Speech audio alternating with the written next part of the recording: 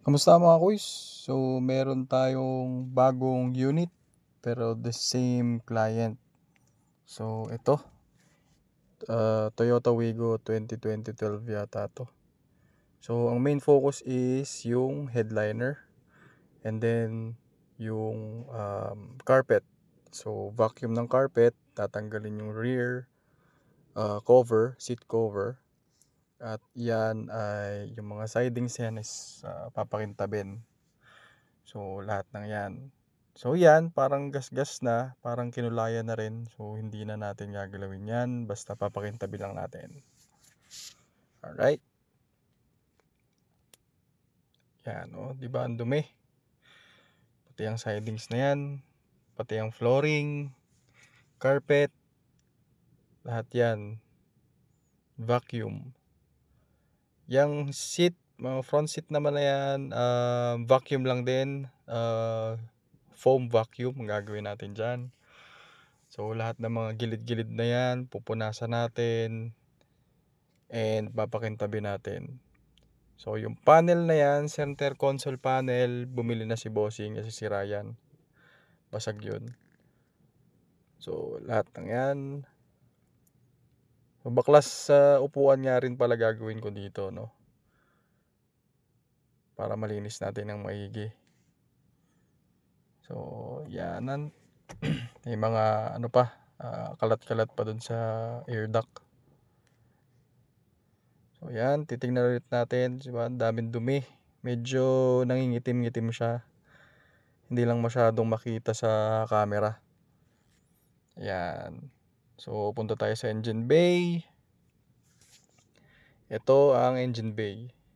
Ayan. So, pare-parehas lang.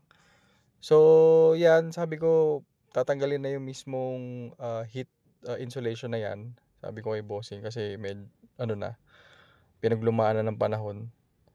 So, pumayag naman siya na tanggalin yung heat insulation. So, yung sticker na yan, ibabalik ko na lang yan mamaya.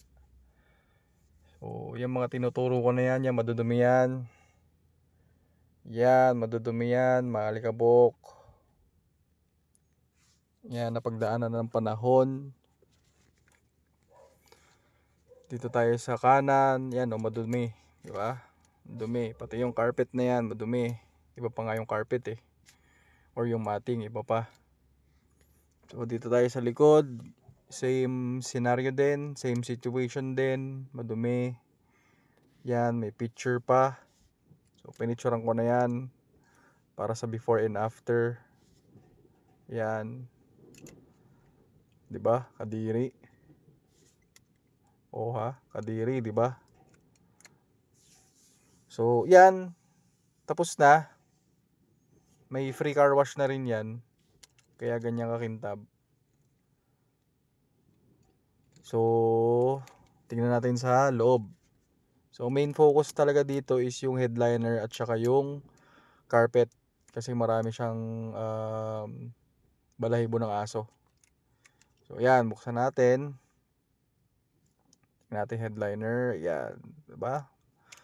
Medyo lumiwanag na yung kanyang headliner. Yan. Hindi lang makatarungan sa mismong camera pero sa personal maliwanag na siya. Yan, 'di ba? Tinuturo ko pa. Tapos, punta tayo sa gilid. Ayan, tinuturo ko na yan. Makintab na yan. Tapos, pati yung carpet, okay na rin. Need na lang ng konting vacuum para makuha ni Bossing. So, ayan, pinunas-punasan ko na rin. Sobrang, madumi yung air duct na yan. Tapos, yung likod, ayan ang likod niya. So, vacuum, seat foam na rin yung rear seat. Para matanggal yung mga dumi-dumi na nanuot. Ayan. Tapos, dito sa likod, ganun din. Yung siding, sobrang kintab na rin. At pinakita ko ulit yung headliner na maliwanag na.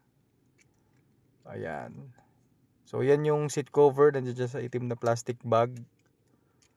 Diyan ko na nilagay. Tapos yung iba, yan na. Tinabi ko na dyan sa gilid. So, ayan. Ikutan pa natin dito sa kabila. Yan. 'Di ba? Kitab na niya.